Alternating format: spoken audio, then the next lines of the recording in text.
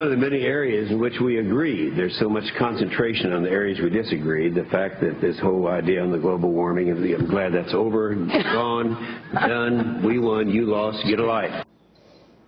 That was Oklahoma Senator James Inhofe calling out Senator Barbara Boxer on the science of global warming. Inhofe has tirelessly fought back against left-wing environmentalists and the false science behind climate change hysteria for many years. He recently sat down with Sean and unveiled his new book, The Greatest Hoax. Take a look.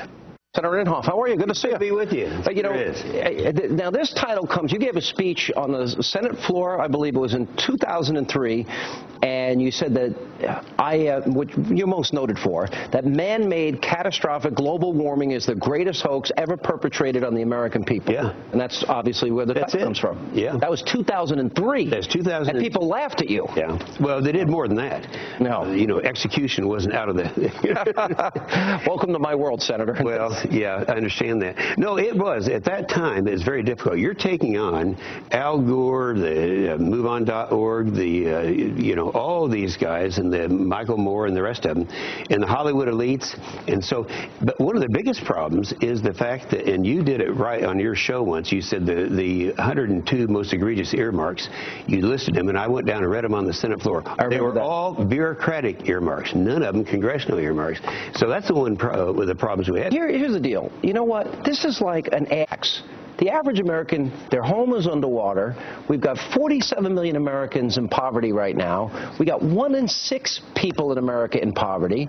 We've got 26 million unemployed or underemployed. And now we got to pay $4 a gallon gasoline. Mm-hmm. And I argue that we have an artificially reduced supply because we have caved into, or the Democrats have caved into, this hoax that you discuss. Mm-hmm. Well, that's Is that right? Yeah, we actually have more recoverable reserves in gas, oil, and coal of any country in the world. We could be completely free from the Middle East if we just do what every other country does, exploit our own. No. We're investing in Brazil. And we'll be their biggest customer, the president said. Yeah, I guess fossil fuels is not a problem down there to the president. Well, but if we just inflate our tires and get tune-ups, the president says we'll be fine. Yeah.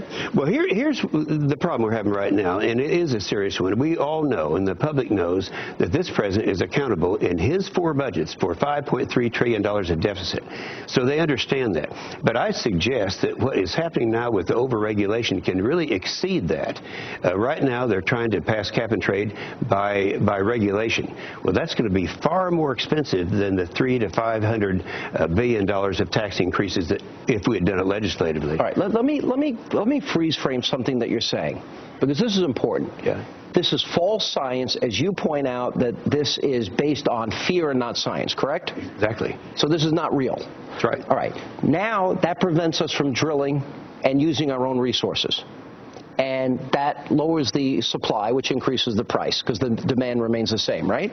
Mm-hmm. Okay. You're saying we have how many years of oil where we can be self-sufficient? We have 60 years of oil, and we have 90 years of natural gas with just our recoverable reserves that we know about today. And, of course, that'll expand in the future.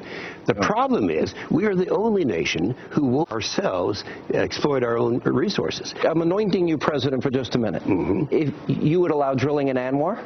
Oh, absolutely. You did the 48 states. Offshore, public land. Offshore, the East Coast and West Coast. Mm-hmm. The Gulf. Mm-hmm. Okay, where else?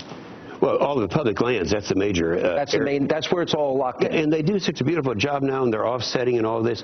You got to keep in mind what the president's doing. He tried in his State of the Union message to make it sound like he was for going after good, clean gas and all of that. But very quietly, he said, we've got to do something about hydraulic fracturing. Right. As you well know, you can't get 1 cubic foot of natural gas out there in these tight formations without using.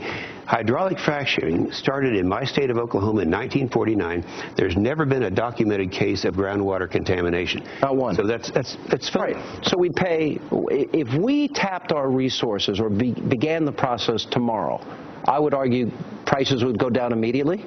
Yeah, they would, because of the market reacting to the fact that this is going to happen. But you keep in mind what they're trying to do, this cap and trade thing through regulation, that is something that is the hardest hit on producing our own resources. So it would be good for, we would pay how much, if you could just project, because this is what you do, If we became energy independent, and by the way, while pursuing new technology, I'm all for it, but it should be done in a free market way.